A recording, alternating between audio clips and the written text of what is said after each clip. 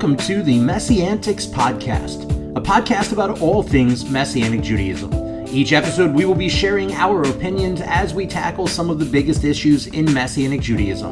Now here's your hosts, Rabbis Eric, David, Jonathan, and Toby.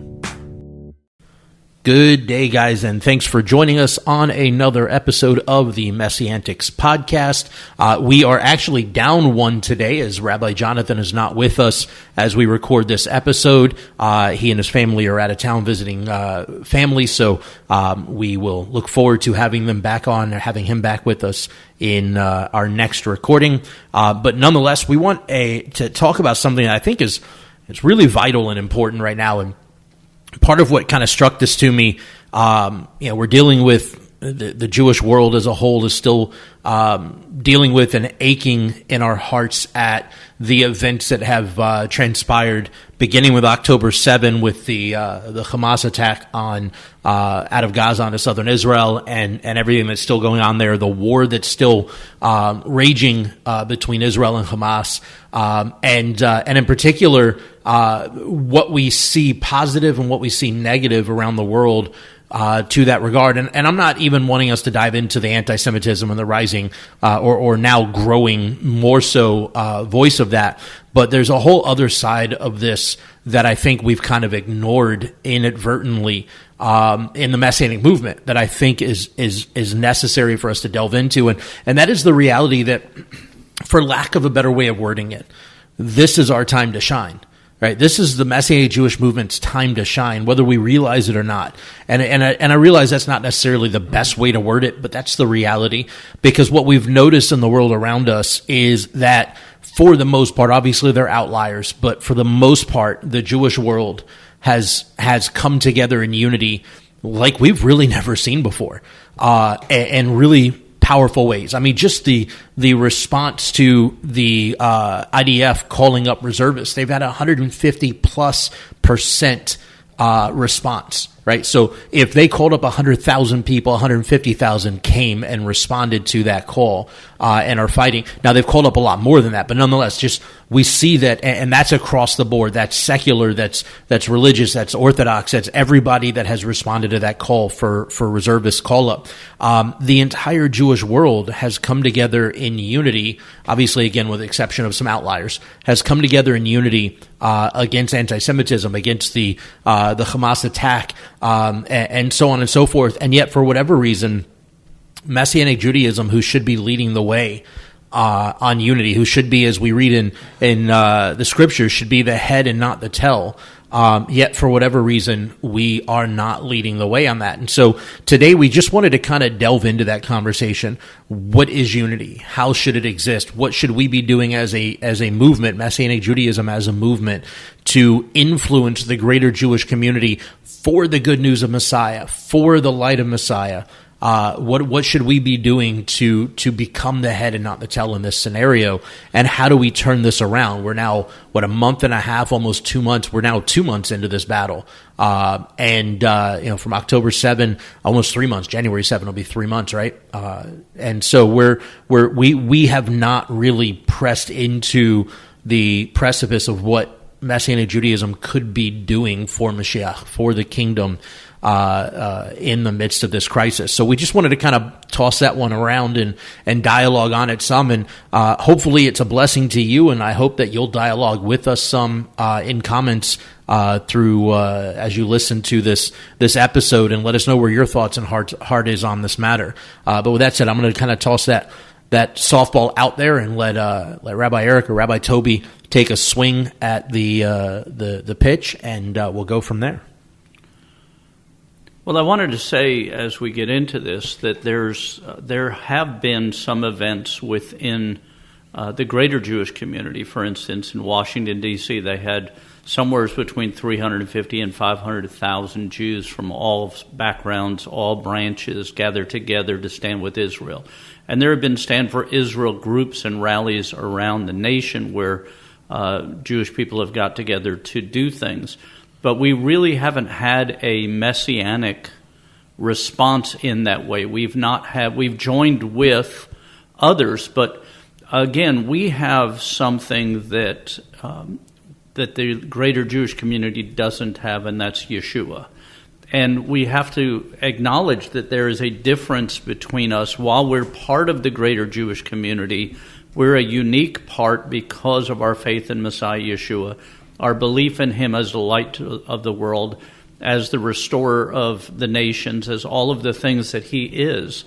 And yet we're not, as a movement, joining together to do things in unity. For instance, I've seen 3 different letters that were sent out on behalf of the Messianic movement. One was by the UMJC and several other organizations. One the MJA did, and then there was a third one by Tikkun, which I think Tikkun may have been a part of one of the other letters also. But I don't understand why we didn't have one unified letter standing for the statement of the entire Messianic Jewish movement in response to this. We should have been able to do that. The greater Jewish community sent out letters on behalf of hundreds and hundreds of rabbis and organizations and synagogues. We should have been able to do that. And part of the problem, as I see it, for instance, in our tomorrow I'm having, and whenever you listen to this, know that tomorrow will probably already have happened. But, yeah, and this is recording specifically for context, recording on December 27. Right. So, but tomorrow I'm meeting with a pastor of a church that recently held a Stand With Israel rally in a neighboring community, and they invited the traditional Jewish community, but they did not invite the Messianic Jewish community to be part of that event. And this event was held by a group, sponsored by a group named CUFI, or Christians United for Israel, which by their nature in their planning, they leave Messianic Jews out of their events because they don't want to offend the greater Jewish community and lose access in Israel and different things for political reasons. But one of the reasons they can get away with doing that is that the Messianic Jewish community is fractured in ways that we shouldn't be, and therefore we don't have a united statement, a united stance that would force in ways the Christian community to see us as the answer instead of an afterthought.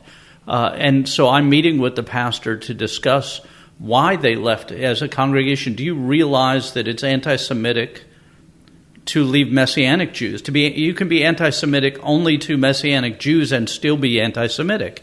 If you leave us out as if we don't exist or aren't there or are unimportant, there's an anti-Semitic level to that. But part of the reason I think that exists in the way that it does is that we as Messianic Jews are not unified. And by unified, I don't mean we have to be all part of the same organizations. I think that there should be and are reasons to have different organizations, just like there's reasons to have different restaurants. You know, sometimes I want a steak, sometimes I want Italian food, sometimes I want a fish meal, sometimes I want Mexican food. And each one of those provides a different flavor and a different sustenance, but it's all food. And so I'm not saying that we shouldn't have different organizations. I think each of the organizations provide a sustenance to the movement.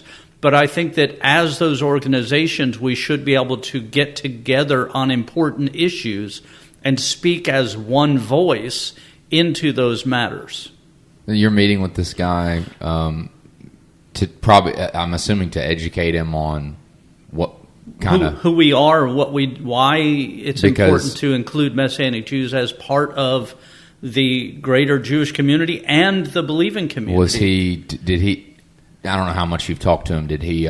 Was this out of like ignorance, like an innocent, like he just doesn't, I mean, because I've talked to people who are in the church that don't know what Messianic Judaism is still to this day. No, he knows who Messianic Jews are. He was part of this Kufi organization meeting, and because... So he was trying to make them comfortable. Right. Kufi will, at their events, and again, this is one of the things Messianic Jews as one voice need to speak about, is at Kufi, which is John Hagee's group, Christians United for Israel, which raises a fortune to give to Israel, but does not support Messianic Judaism, does not support Messianic works in Israel, gives their money to Orthodox ministries largely that use some of that to actually persecute Jewish believers in the land and to actively work against the Besorah. And to actively work against the good news being spoken. So there's this group called Kufi that is raising millions of dollars that's going to Israel, and I'm glad that they are supporting Israel. Please don't get me wrong. But in doing so, they're purposely leaving the Messianic Jewish ministries out. And remember when Paul was traveling to the different nations and speaking to the congregations outside of Israel, and he was collecting offerings to bring back to the poor in Israel, the people he was bringing that offering back was the believing community in Israel so that they could be sustained and be a light to the nation. It wasn't just that he was giving that money to non-believing Jewish people as these groups do. And important to this conversation, since you brought up this example, is those funds were being raised from the body of Messiah outside of Israel, which are Jews and Gentiles alike, right? And understand that what we know as the church today didn't exist yet at that point in time. So he's raising this up from what we would consider today Messianic Jewish communities, but it was Jews and Gentiles alike. That money was being given to Jewish believers, and then it was taken by Jewish believers to Jerusalem to be given from the nations to the Jewish believers in Jerusalem, who then dispersed it throughout the Jewish community, not just the believing Jews, but throughout. And so what's really important for us to understand is the work that Kufi is doing could be phenomenal. It could be amazing, but it falls tremendously short in the fact that they intentionally leave the Jewish believing community, the Messianic Jewish community, out of the conversation, out of the kind of process and order. Because if it were being done in a biblical example, and I'm not saying this is the only way, but if it were being done in a biblical example, they would be raising those funds, giving them to Messianic Jewish organizations who would then distribute through Israel. And they're not. But what they're also doing is they're cutting us off at our knees, because this is a point in time where the body of Messiah as a whole, which includes the church, should be looking to Messianic Judaism to be that in-door, to get that foot in the door of the Jewish community, to be able to shine the light of Messiah to the Jewish community at a point in which the entire Jewish world is broken, is heartbroken, is in pain and anguish, is suffering, realizing that what's happening in Israel is only happening to Israel because they're Jewish. For literally no other reason. It's because they're Jewish. And we recognize, because of the response, the anti-Semitic response that has risen around the globe, that we're next. Like, Jewish people aren't safe anywhere. It doesn't matter where we are. And so this should be an opportunity where the body of Messiah should turn to Messianic Judaism and say, hey, you're the head and not the tail. How can we embolden you and participate with you in bringing the light to the Jewish community? And instead, the Kufi, which is one of the most well-known Christian organizations that support Israel, are doing the exact opposite. And I truly believe, as Rabbi Eric said, a big part of that is what we're talking about today. We have next to no unity in the Messianic Jewish Movement. One of the most impressive things that I've experienced in the Messianic Jewish Movement was Jewish Voice Ministries' Messianic Leadership Roundtable. And what made that successful was that it was an opportunity that wasn't on any of the organization's turf per se. It was an opportunity for all of Messianic Judaism to come together and to work together and to sow into each other, to build. And that was probably the most unified experience I've ever had in the Messianic Jewish Movement. And I've spent my whole life in this. And we don't have anything like that now. And this is the opportunity. This is the time where we should be setting aside the differences. Again, like we've said, we're not saying that the UMJC, the MJIMCS, the MJIA, the Tikkun International, all these different organizations. Yeah, we're not saying that these guys should all just like throw down everything they're doing, walk away from it, and become one super PAC type organization. But what we are saying is that we should be working with each other, not against each other, not separately. Rabbi Eric brought up this statement that was made by the MJ, and then another one made by members of UMJC and Tikkun and Jews for Jesus and Chosen People Ministries and a few others, and then a whole other one made by Tikkun. And like, why are we making multiple state, why are we not coming together and going, the Messianic Jewish movement as a whole stands against this, here are our reasons, and here are the signers, which are representation of all of the organizations. Right. It's not like it used to be where you'd have to wait on the mail to deliver things and stuff. We have email and systems now where we can get a letter signed by everybody in minutes and distributed out. And again, I'm not against these different organizations. We appreciate each one for what it does and who they are. But we should be able to speak with one voice together in this way, in such a way that we become the light we're supposed to be, so that the Christian world, when they're looking for a mechanism or a way to give in Israel, they're giving through us, not so that we can control the money, but the reality is that we're supposed to be carrying the light. And if you give to the Jewish community in Israel that's not Messianic, they are not going to have the same light, the same representation, the same power, the same ruach that the Messianic community does. And so you're giving, like someone's in a dark room and you're throwing food into them. Well, it's nice that you're throwing food and clothes into them, and it's nice that they'll pick it up and find it periodically. But imagine how much more could be accomplished if you turn the light on in the room before you set the food in there, where people would see the light before they saw the food. And by the way, just as an aside, CUFI, and we did not start this episode intending to beat up on CUFI, but CUFI as an organization has a position that, thanks to John Hagee, that Jewish people do not need Messiah, that Jewish people are saved by the Abraham covenant, and that's it, that they don't need Messiah. And so when they give money through CUFI, when CUFI hands that money over, or resources or whatever it is, supplies, when they bring that to Israel and they're giving it to non-believing Jewish organizations, in essence, what they're doing is confirming their lack of need for Mashiach.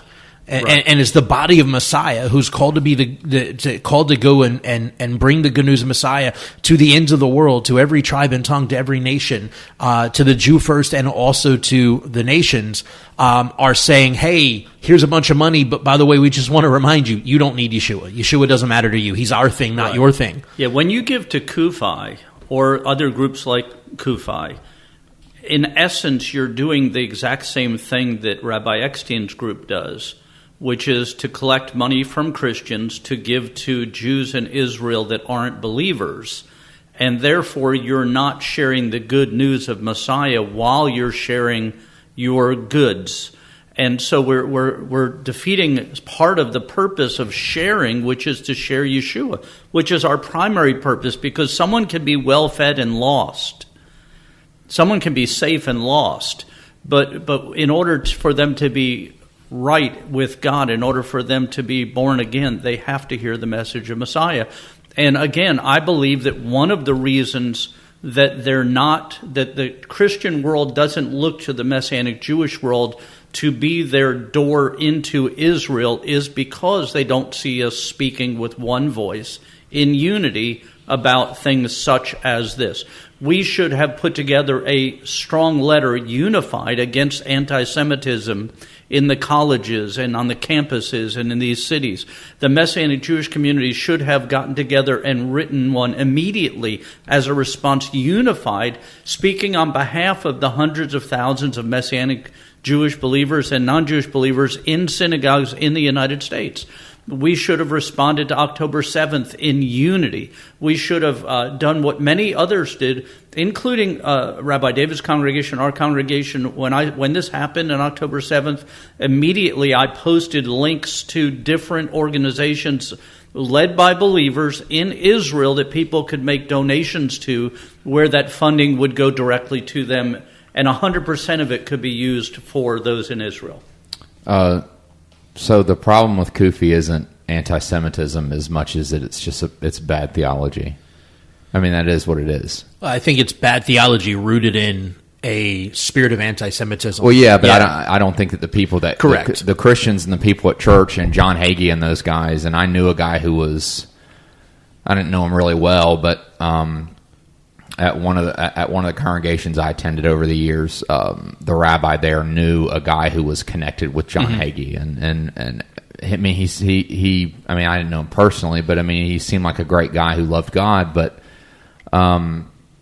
he didn't really talk a lot about that. But it's, you know, he wasn't anti-Semitic. He loved Israel. But there's this. I don't think the people that give to Kufi and the believers that do that, like from the church, the Christian church, I don't think that they view it as it is anti-Semitic. It is. It's like a antichrist spirit almost. Yep.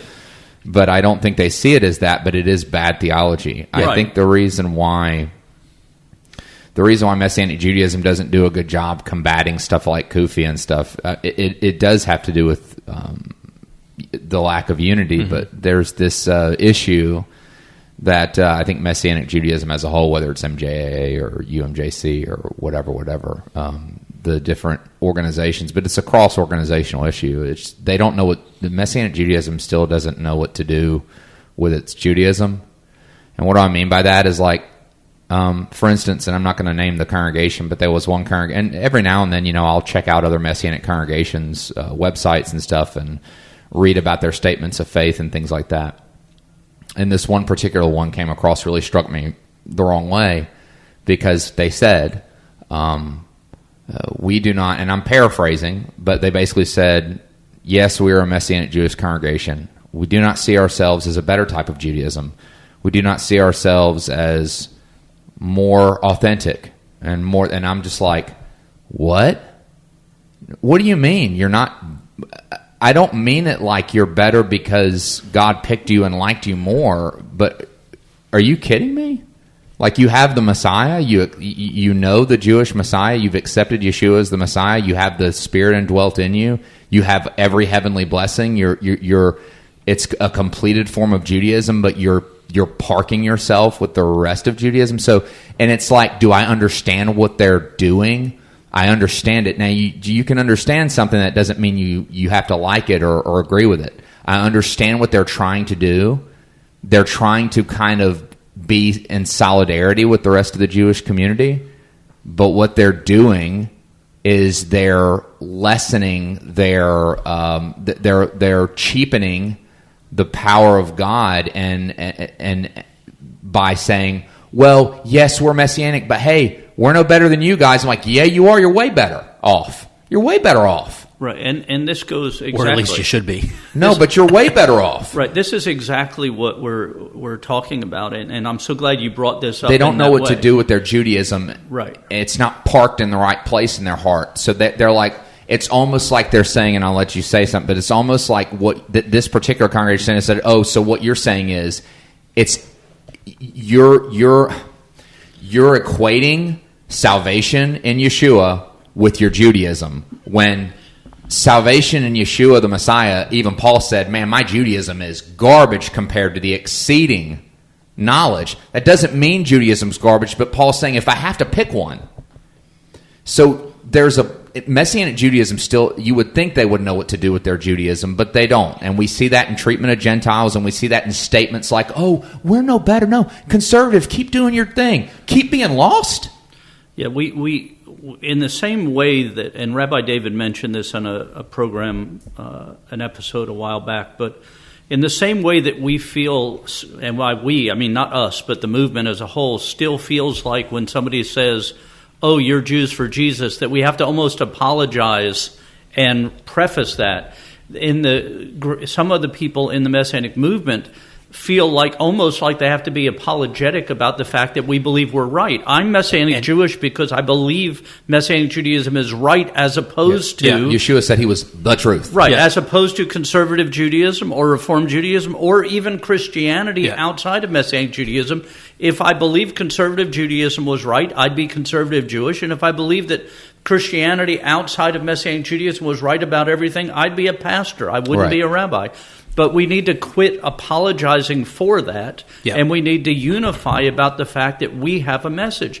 And Rabbi Toby said earlier that Kufi and them aren't intentionally being anti-Semitic, and I agree. I think that the people that are giving to Israel, love the Jewish people. But there is a form of anti-Semitism that says, I love you, but not enough to share Yeshua with you. Right. I love you enough to do this. And I saw a post earlier today on Facebook, and it was the Terminator, Arnold Schwarzenegger, and all it said is, this is how we must share our faith with the unbeliever. And it was him saying, come with me if you want to live. Right. And that's such a strong statement that we need to understand. And when people give money to Kufi or to Wings of Eagles, Eckstein's group, the International Christian and Jew Foundation, whatever those different groups, they have to know that they are giving sustenance, but they're not giving Messiah.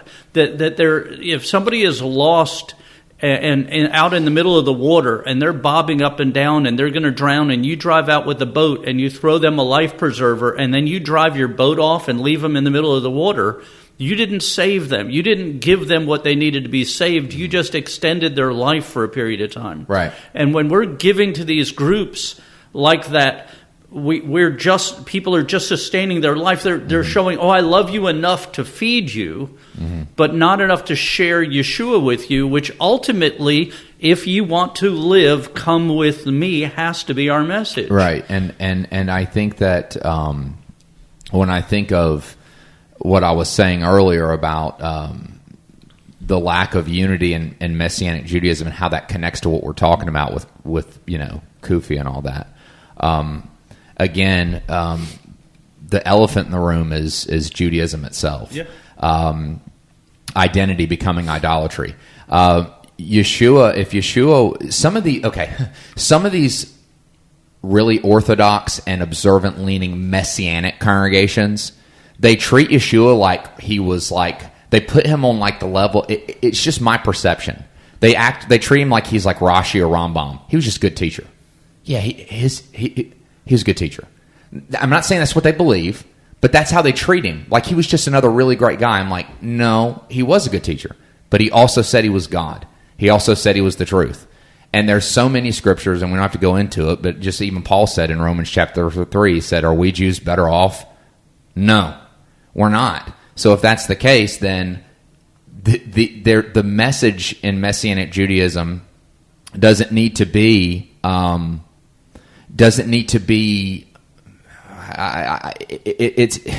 there has to be a balance of grace and truth. I feel like they just don't know what to do with the Jewish stuff. Yeah. They don't know, should we be really heavy hitting with it? Should we be hard hitting with the Judaism stuff? Should we be more charismatic? What should we do with Gentiles? And I'm like, why are we talking about, why is the conversation still what we should be doing with Gentiles? Because that's a lot of the reason why we split off from each other. It's over what we should observe, how much we should observe it, how much Jewish flavor should we have, what should we do with these Gentiles that God said would show up if we were doing the right thing.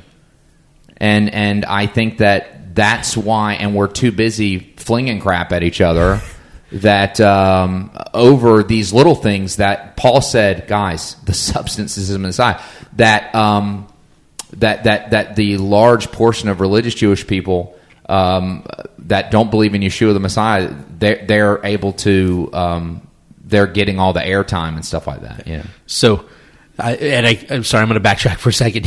You said flinging crap at each other. It had me think the different congregation, and I'll just speak to the congregational organization, but it's the different congregational organization, rabbinic organizations are like different cages at the zoo of monkeys, right? And if you go to the zoo, I love going to the zoo. Rabbi Toby and I were talking about this earlier. I love going to the zoo. Any zoo, I don't even care. I just love going. But you go to the primate section, and they've got cages of different types of monkeys that don't necessarily get along so well together, right? And what you end up seeing is sometimes they will do that. They'll pick up their refuse and throw it at each other through the fence. And it's kind of like, we're different types of the same thing, but we're throwing crap at each other. And the reality is, and look, I've said it several times now, I don't think that it's necessary for all these organizations shut down operation to become one giant super thing. But at the same time, I think that's the best thing we could possibly do. And I'm not saying that it's going to happen or it should happen. It will. When we're in the Messianic kingdom for all eternity, it will happen. But in the here and now, I'm not saying it has to happen, but I think that could be the best thing available to us if it did, because of the fact that what we truly need is, there are congregations that are very much more Orthodox leaning. And that is what it is. Like, if that's who you feel like God's called you as a community to be, then that's great. Do that. And there are those that are very much more like, I jokingly call them churchagogues. They're in essence church services on Saturdays with an Israeli flag somewhere, and they call themselves a Messianic synagogue. And that's fine. If that's where you are, if that's what God's called you to be, then that's great. You do you. But the reality is we don't need to be coming at each other and attacking each other because of the differences. Instead, we should look at the fact that in unity, our weaknesses that we may each carry, and we do, our weaknesses are made up in our mutual strengths, right? When CMC and Bradam do stuff together, when Maim Chaim and Bradam do stuff together, we do, our services are different, our approach to liturgy is different, our approach to worship is different, the way that we share the word is a little bit different, the way that our congregations interact are a little bit different, but when we come together at the point of, in essence, at the point of the least common denominator, right? What's the most important thing that we all agree on? Let's focus on that, and let's build from there. And so when we have these different, for instance, in the MJ or the IMCS and the UMJC, and I'm just going to talk about these two. They're the biggest congregational organizations. There are others, but I'll just talk about these two. In both the IMCS and the UMJC, there are congregations that are way more Orthodox leaning in tradition, the way they do things, and there are congregations that are way less traditional in the way they do things. But the reality is both organizations are umbrella organizations. They're fellowships. They are not denominations, which means that we don't have a baseline that we all have to do the exact same thing the exact same way. It's not like the Southern Baptist denomination, where almost every Southern Baptist church you're going to go into is going to be very similar across the board, right? It's not like that. Instead, we have room in these fellowship organizations for a representation of all of the flavors of Messianic Judaism together. And instead of us coming together in unity going, look, in your community this works, and in my community this works, but when we're together, this is what matters. What we put forward to the world is the least common denominator, which is Messiah, the most important factor. Let's push forward with that and leave everything else aside so that we can be in unity and not battle each other, not be at each other's throats, not, like Rabbi Toby said, not fling our crap at each other, but instead let's straight up work in unity for Mashiach. It's really important for us to, and you said something, and I want to back it up, but you said something, Rabbi David, that you said, I don't think we all have to become one organization or one thing. I think the reality is what we need to realize is that we are one group. Yeah. Mm-hmm. We have different aspects. For instance, Jews for Jesus, more Jewish people have been led to faith in Messiah by Jews for Jesus than any other group there is, as far as my understanding, numbers-wise. And if the Messianic congregational wing would connect and say, hey, you guys are doing a great job, how can we support you so that those people that you're leading to Messiah would then come into our congregations? How do we have a symbiote relationship so that we work together? I'm not trying to be Jews for Jesus, and you don't have to try to be what we are, but we are one group. We are Messianic Judaism. Chosen Peoples has their things and different groups. And if we would just do that, and just last week, and again, this is timing this, but last week or 2 weeks ago, whenever it was, we did the Southeast Regional Conference. Everybody who goes to that conference goes to the Torah service. And everybody that I've ever talked to said the most impactful part of that conference is the Saturday morning Torah service. Now, the reason it is because you have 40-something or 50-something congregations all gathered together in unity. Different. They're all different congregations. Nobody's telling Maim Chaim to become Brit Am or any of the other congregations, but let's all get together. Let's worship as one, the one God, and get together and do something together to connect with Torah, to connect with Judaism, to connect with each other, but do it in a unified way. It is the most powerful part of the conference. And the same thing at the Messiah Conference, the same thing at the Union Conferences. When we all as different groups gather together and realize we're part of one group, that we are in essence, that Chosen Peoples and Jews for Jesus and UMJC and MJAA and UMJA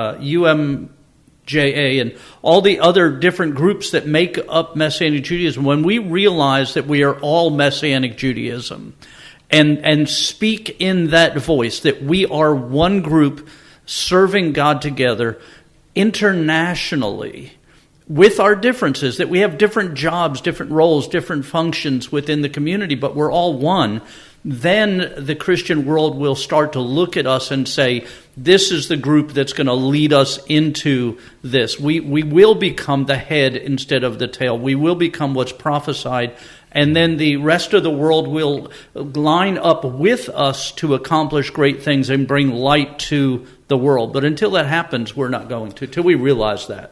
Yeah, and the reality is that, again, least common denominator is whether you are in a Messianic Jewish congregational movement or a missional movement or whatever else, if you are part of Messianic Judaism, right? If you are a Messianic Jewish believer or a Messianic Gentile believer and you're part of Messianic Judaism, the reality is we are kind of Jews for Jesus.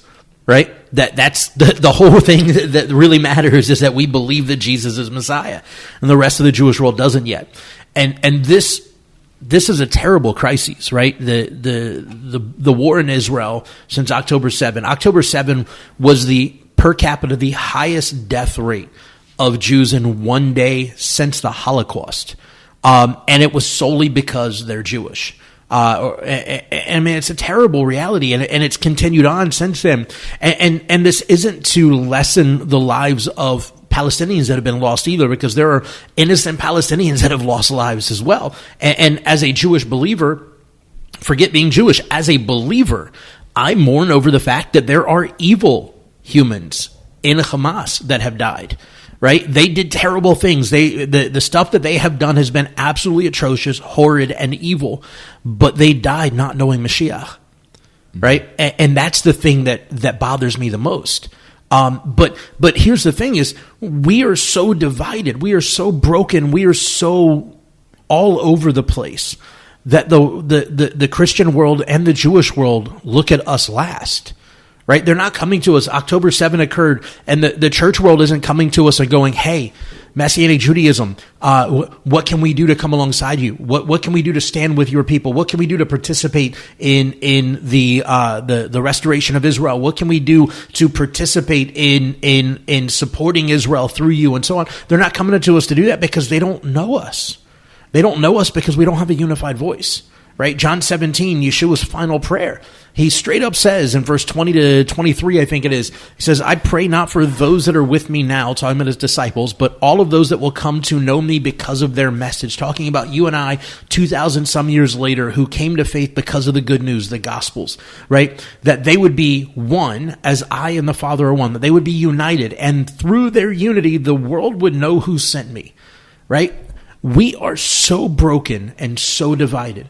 The MJ IMCS and the UMJC have been, back and forth for years. The Tikkun and MJIA, UMJA, whatever, all these different organizations that are separate, they all exist because there were things about the UMJC or the MJ IMCS that they didn't like, that they weren't happy with. And instead of going, hey, we can participate in this in unity and still do our thing in our own local autonomous congregation, but support the greater organization, support the greater unity of the movement, we create new division. And then from there, new division. And then from there, new division. And typically over things that are absolutely mundane in terms of the greater effort of what Messianic Judaism and the body of Messiah should be doing. Right? The Jewish world, when all of this happened, the Jewish world should have been able to look to Messianic Judaism as a supporting force that's united together behind them. And instead, what we've done is we have just continued to toe the party line of our distinct organizations, of our distinct differences and what have you, rather than going, you know what? And this should have been the moment. Right? Like I said it early on, this is our time to shine. This should have been the moment where we grabbed hands together. MJIMCS guys, Union guy, UMJC guys, Jews for Jesus, CPM, JVMI, all the peripheral Tikkun, and not that Tikkun is peripheral, all of the extra organizations that have all divided off. Like, we should have all come together and held hands and said, this is our time to shine. On October 8th, every Messianic organization should have sent out an email and a letter and taken an ad out in a newspaper and been out there saying, we are the Messianic Jewish community, and here are places that you can support through us to reach people in Israel. The truth is that one of the best distribution systems in Israel for aid is the Joseph Project. It's set up with 50-something different distribution centers. We are there already. And we should have been able to just direct people to, pastors should have been ringing our phones on October 8th saying, where should I send my money? Where should I give to this? Instead of going to Kufi or Eckstein's group or any of these, they should have been ringing, every Messianic leader's phone should have been ringing off the hook, where can I give through you so that light will shine in darkness? Because this was a moment of darkness. The darker the night, the brighter the light. This should have been, as you said, our time to shine.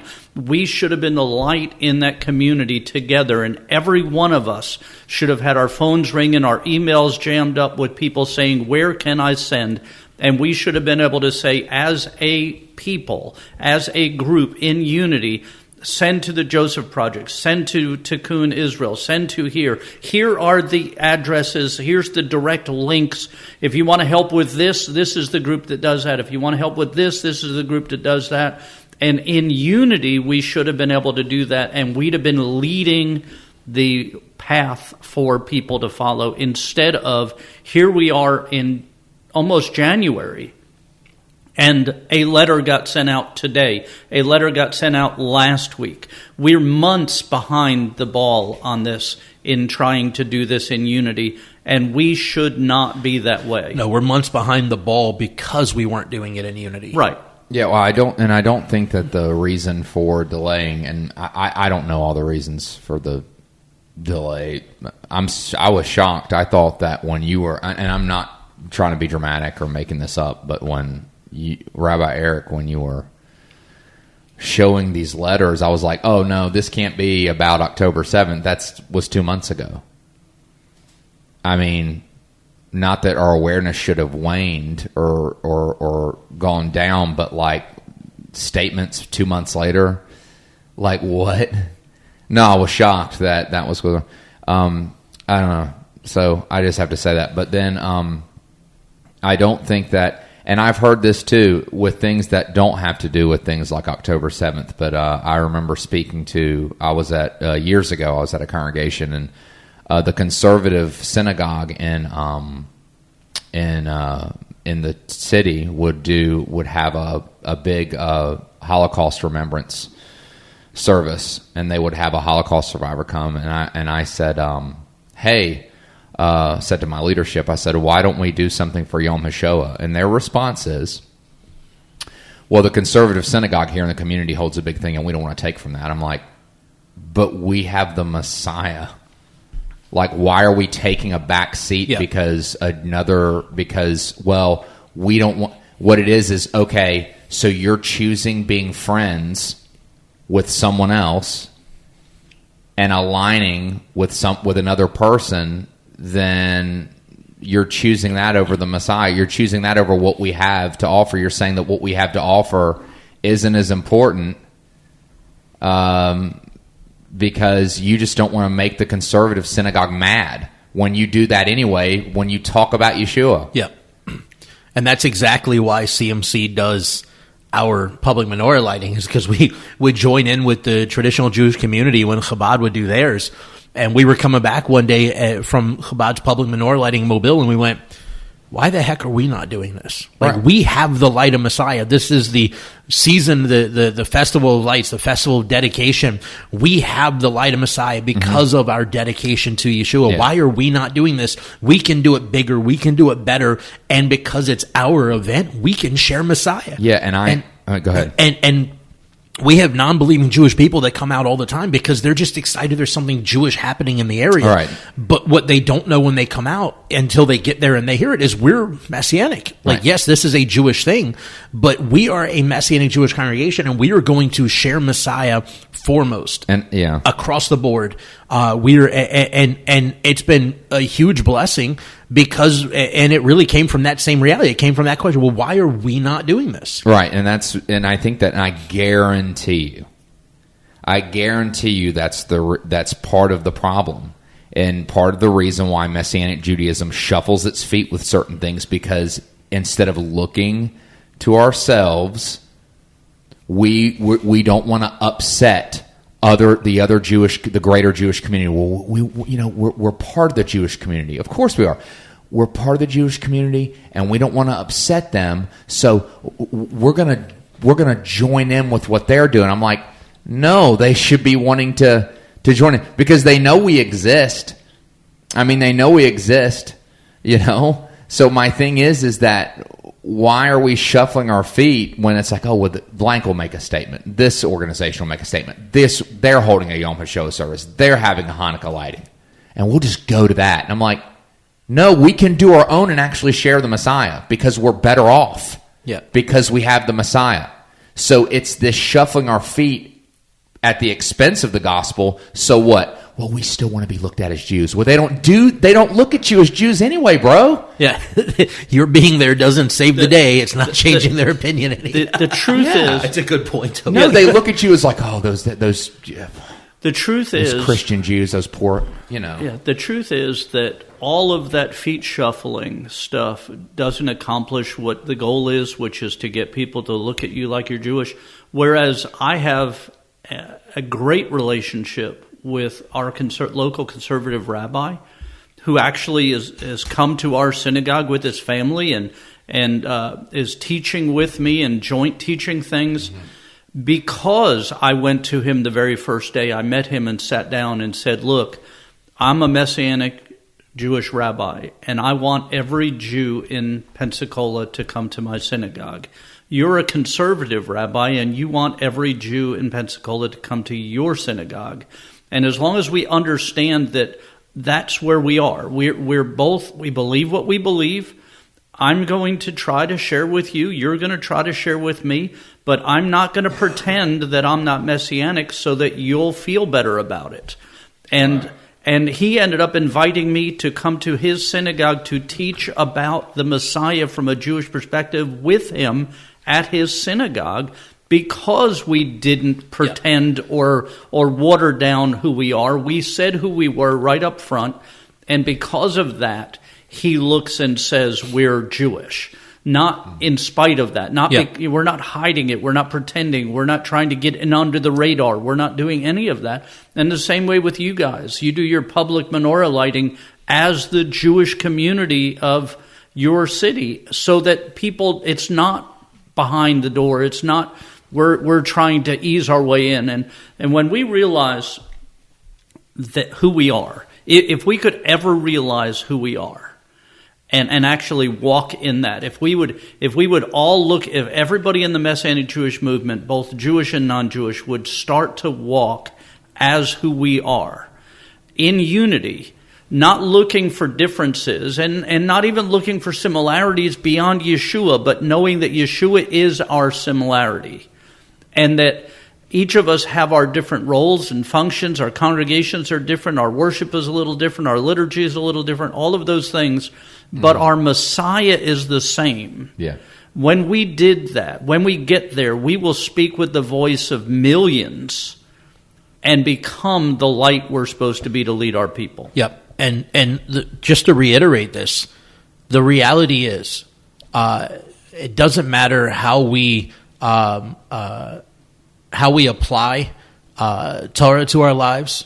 Doesn't matter how we apply Jewish tradition to our lives. It doesn't matter what level we strive to attain in terms of our obedience to Jewish practice and halakha and put the wrong emphasis on the wrong syllable. But to Jewish halakha or whatever else, none of that matters. I mean, to us personally, yes, and to our own local communities, yes. But on the grander scheme of things, the thing that we believe in as Messianic Judaism that matters the most is Yeshua, right? And when we read, especially Paul's writings, I love this about Paul. Paul makes it as clear as it can be. Well, I think it's as clear as it can be. Obviously, a lot of people get really confused by his writings, and Peter says, hey, Paul's a hard dude to understand, so don't get too crazy.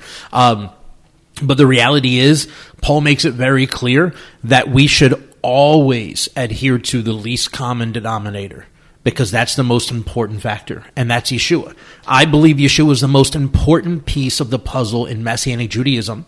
And so I have really good relationships with Messianic Jewish congregations that are very, very church-like, and Messianic Jewish congregations that are very Orthodox-like, and Messianic Jewish congregations that fill the pendulum in between. And I have great relationships with them, not because I try to be like any of them, but because I understand that Yeshua is the most important factor of everything that we do. And if we're going to be effective for the kingdom of Messiah, Messianic Judaism has to do so by being in unity in Messiah. I mean, it's at the root of our name. We call ourselves Messianic Judaism, so Messiah must be the central focus of everything we do. And to that end, I just want to revisit, you mentioned that I said earlier, or you mentioned earlier that I'd said in the past, and I was going to bring it up, but you beat me to it, that Messianic Judaism will never be what God intends for us to be until we stop feeling the need to correct someone every time they say, oh, you're like Jews for Jesus. I go to the grocery store and somebody says, oh, you're Jewish. I thought I was the only Jewish person here. No, we start talking and they find out I'm a Messianic. Oh, so you're like Jews for Jesus. I don't feel the need to go, no, I'm not. They're missional and we're congregational. They're this and we're that. I don't care about all of that. Yes, I am like Jews for Jesus because we are all Jews that believe in Jesus, and that is awesome. We're in this together. We are Messianic Judaism, right? Messianic Judaism will not be what it's supposed to be, what God intends for us to be, till we stop feeling need to correct people when they call us Jews for Jesus. And unfortunately, in the conference, the Southeast Regional, the MJA Southeast Regional Conference, in the Torah service, one of the rabbis that was speaking that morning made that statement. He was telling a story, and somebody came up to him, and he said he was a Messianic Jewish rabbi, and the guy said, oh, you're like Jews for Jesus. And he said, I then had to go through the obligatory this, they're this, and we're that, and here's why we're different, and da-da-da. And that was a proud moment in his message. I'm like, no, that's not what you're reiterating. What I've already tried to hone in on with people is we need to be in unity. It's not us versus them. It's not rabbinic congregational organizations versus missional organizations. It's not MJA versus UMJC. It's not this or that. It is us together as one. We are all Messianic. And because we are all Messianic, the Messianic aspect of who we are should be the only thing that matters. And each congregation in each city, in each area should have its own identity as is necessary by God's need or God's desire for that community, right? So the way we do things in Daphne at CMC are not necessarily going to work in Pensacola or other, we may have things that overlap that are close knit. When I was with the synagogue in New York, there was an expectation that our leadership were going to show up in, at the very least, a nice shirt and tie, but preferably in a suit or a blazer over a tie.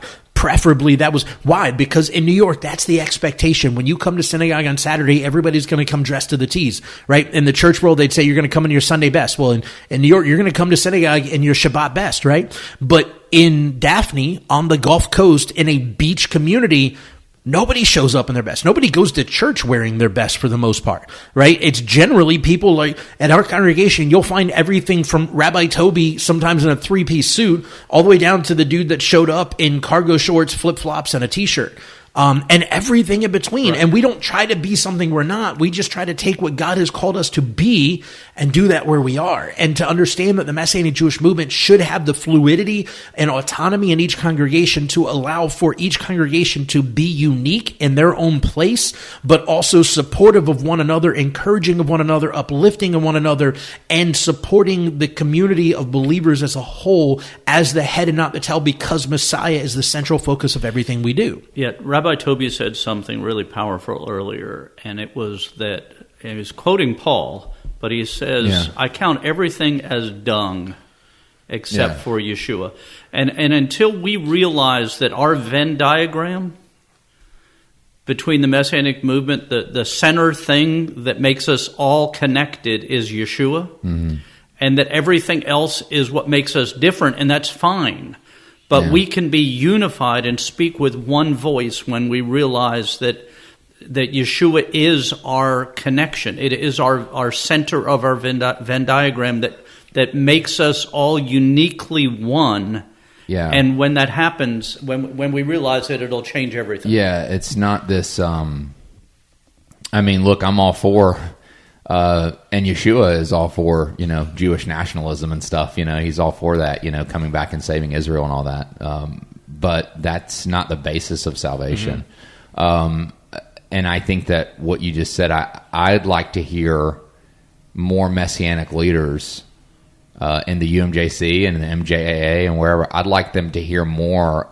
I'd like to hear more of them say things like that, like, hey, listen, I'm Jewish and I'm proud of it and I enjoy it, but if it came between my Judaism and Yeshua, I'm throwing my Judaism out. And the thing about it is that that's not on the table, though. You can be Jewish and believe in Yeshua. The Judaism's and they're almost acting like their Judaism's on the table.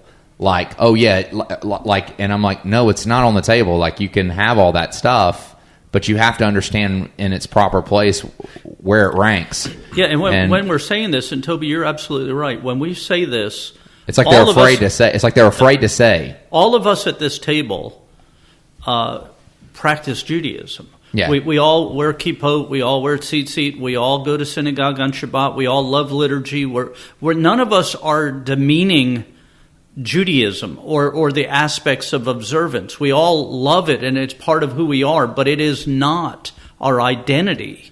Our identity is Yeshua, and everything else is how we live out that identity. And if it came, as you said, a choice between Yeshua and that identity, regardless of what it is, it's the same as when people say, I can't give up, somebody from Christianity who says, I can't give up this holiday or I can't give up that holiday. Well, I'm not telling them they have to, but if it was a choice between that and Yeshua, which one would you choose? If it was a choice between observance of a commandment and Yeshua, and it isn't a choice. It's only a choice when we make those things more important than Yeshua. Right. If it's even just as important. Or just as important. But when it becomes in the right definition, the right encounter, it's not a choice. It's not something we're asked to do. But we have to understand. And I want to make a T-shirt that has IAMCS, UMJC, YMJA, IMJA, Tikkun on it, and the Venn diagram with Yeshua in the center, where all of them connect, all of their bubbles connect in that one place, and say, this is the real. This is what we have to be. And that doesn't mean I'm going to become part of one of those other organizations that I'm not part of. But I am part of it, and they're part of me. I don't have to be an active member to realize that the people that are part of Jews for Jesus or Chosen People's Ministry or Tikkun or any of those other ministries or Zaki Shapira's Ahavat Ami or any of these, that we are connected through Yeshua whether I like it or not. Right. It's a reality. And I better get to like it because it's the truth. And the Bible says that, greater is he that is in you than is in the world. So my thing is that if greater is he that is in us, then, I agree with what you guys said, which is that we should be the foremost Jewish voice out there when things are happening, and not, well, let's digress and allow Chabad or blah, blah, blah community that doesn't believe in Yeshua. Let them speak on the matter, and we'll step in behind them for solidarity. I'm like, you do understand that greater is he that is in us. But what you're saying is, but we don't want to upset them, you see. We have to be very careful. I'm like, yeah, as careful as Yeshua was when he talked to the Pharisees, he was pretty careful, wasn't he? No, he wasn't. He was very honest about the condition of their souls.